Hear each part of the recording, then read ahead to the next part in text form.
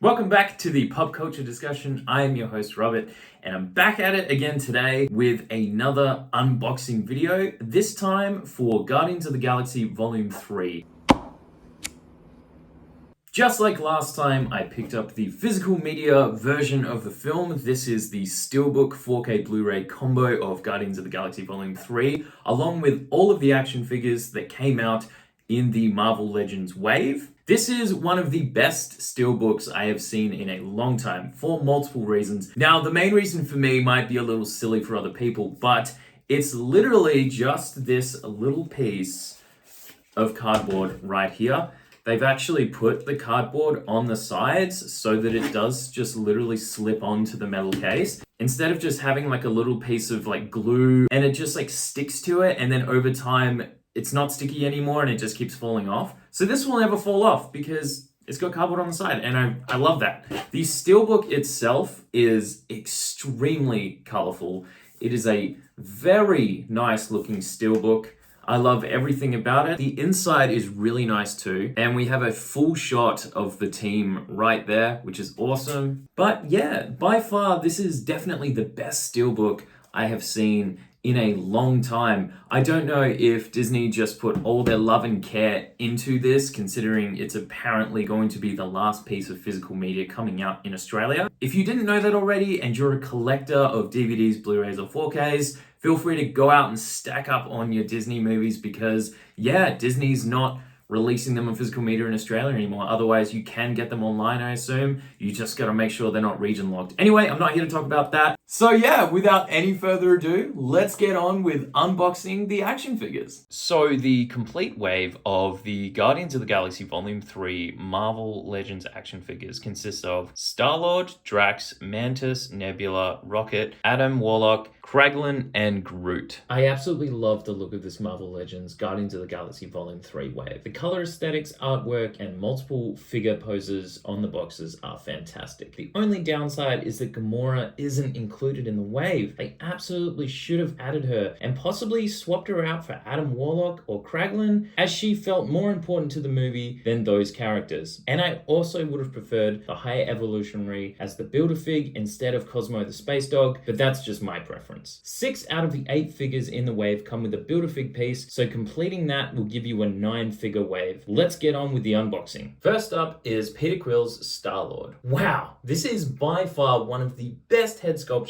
we've ever gotten from a Marvel Legends Star-Lord, as the resemblance of Chris Pratt is uncanny. The blue suit, although a little basic, does look fantastic as well. The articulation is also incredible, making for super smooth and easy posability. Unfortunately, the one major issue I have with this figure is the guns. Yes, they definitely look pretty cool and fit into Peter's hands nicely, but they are not Star-Lord's guns from the film. I'm assuming they were perhaps some type of prototype early movie art weaponry or something that they based this design on, but not only are they inaccurate, but they don't clip onto his belt unlike previous Star-Lord figures. If you can get past the incorrect guns, this is an incredible figure. 8 out of 10. Up next is Drax the Destroyer. I absolutely love this figure. Again, we have another super detailed head sculpture. The muscles look fantastic in the blue suit. Now, all the blue suits have left shoulder pads, but this is honestly the only figure where it really pops and looks like armor. This figure is definitely much bigger and more intimidating than he looks on the box. I love how smoothly the daggers fit into both of the hands and in the boots. The articulation is incredible, especially considering how heavy this figure is. From previous experience, bigger figures generally tend to have tougher articulation, but this figure is amazing, making for so many easy and awesome poses. Honestly, I'm really struggling to find any negatives about this figure. If you don't own a Drax figure and you want one, this is an absolute recommended buy and one of the best MCU Marvel Legends I've bought in a while. 10 out of 10. Up next is Mantis. This figure looks great, is well detailed in the face and the suit, and also has great body articulation. Unfortunately, the way the hair is sculptured, it restricts the head articulation, and the smaller feet definitely make it easier for her to fall down when posing. The lack of accessories is also underwhelming. Sure, Mantis doesn't use weapons, but they absolutely could have given her an extra set of different different hands, or something that she likes to collect, as she's frequently finding fun things to play with in the movie. The lack of accessories and also zero head articulation really let this otherwise decent figure down. 5 out of 10. Up next is Nebula. I never knew I needed a Nebula figure until unboxing this beauty. The details are amazing, both with the head sculpture and the suit and robot arm. Speaking of which, the accessories are fantastic, getting a robot arm sword, a pistol, and a rifle. They were definitely very generous with the accessories with this figure. The articulation is amazing, making for so many fun poses with different weapons. The only downside is that the left hand is the only weapon hand, as you can't put anything in the right hand, and there's absolutely no holsters on the belt, so you can't even equip them to her if she's not holding them. They were so close to perfection with this figure. With a simple hand sculpture swap on the right hand and some holsters on the belt, she would have been perfect. 9 out of 10. Up next is Rocket Raccoon. They definitely got the height right with the accurate scale to the other figures, and making the gun out of rubber instead of plastic was a smart move so he can hold it without falling down. Unfortunately, everything else about this figure sucks. The face looks dopey with a terrible paint job, the tiny body parts make for super basic articulation, and the gun really struggles to fit in the hands. Not only is this one of the worst Marvel Legends I've ever bought, but he single-handedly brings this wave down. If Rocket was free with the Groot figure in this wave, it honestly wouldn't bother me as much, but the fact that he is the same price as the average figure in this wave is embarrassing. Do not buy this figure unless you are buying the entire wave like myself. 1 out of 10. Up next is Adam Warlock. The suit and the cape look fantastic. They are super flashy and very detailed. Honestly, it's probably my favorite costume in the wave. Unfortunately, the gold skin and hair make this figure look way too shiny, and he just looks like a pure plastic man. Not being able to remove the cape is also really disappointing, as he doesn't actually use the cape for very long in the movie. Also, the articulation is disappointing, as putting him in his usual flying pose doesn't look great due to the hole right in the middle of him, and the rock hard plastic on the feet really harden up the leg articulation. This is easily the most disappointing and useless figure in this wave. 3 out of 10. Up next is Kraglin. I love the detail of the head sculpture, the fin, and the suit. The zippers, belts, and boots look fantastic, and the arrow with the orange flare coming off of it is a cool effect. The articulation is fantastic, and the arrow can fit on him in multiple ways for some great poses. This figure was a pleasant surprise for me, considering I opened it with very low expectations. The one pretty big issue I have with this, even though it's accurate to the movie, is the bodysuit. I know he doesn't have a belt in the movie, but he could really use one on the fig just to separate the outfit. I don't know if it's the paint job or the details around the hips and the crutch, but it honestly just looks like he's wearing pajamas, and he looks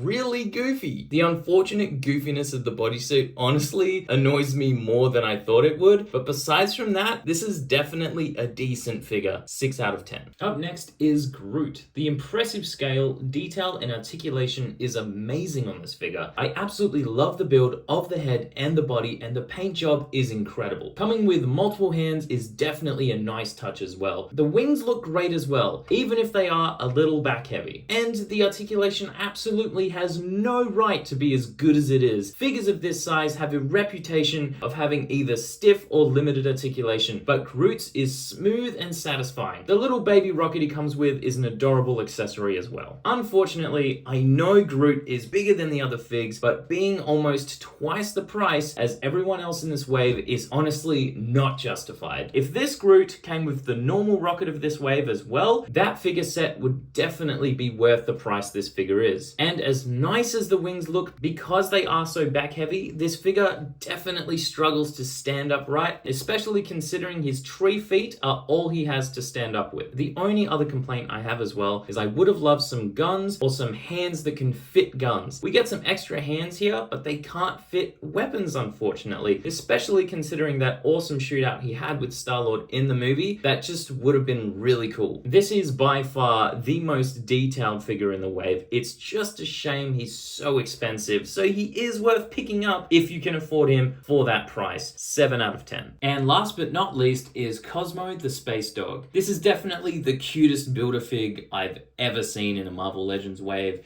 and if you've always wanted a dog in your Marvel Legends collection, then you're in luck. The articulation is exactly what I expected, with a couple of easy poses. Unfortunately, the basic paint job just makes Cosmo look like any other dog, and the helmet not completely closing just looks a little silly, and it just looks more like a hat than a helmet, even if that's what it's like in the movie. The super basic posability and paint job is just a little underwhelming, even if this is a really cute little figure. 4 out of 10. We got an absolute wide variety of ratings across this wave, all the way from a 1 to a 10. But putting this entire wave together absolutely pulls the set in incredibly nicely and makes for an incredible group of fantastic figures. Together, as a set, I give this wave an 8 out of 10, as they look incredibly nice on your shelf all together. But if you only wanted to grab a couple of these guys, I recommend Drax, Nebula, or Star-Lord. Thank you for watching my unboxing video for the Marvel Legends Guardians of the Galaxy Volume 3 wave. If this video has helped you at all in deciding whether you should or shouldn't buy the wave, or just buy a couple of the figs in the wave, I am really glad that I could help you out. That's one of the main reasons I make these videos. If you enjoy what you're watching and you haven't subscribed to my channel yet,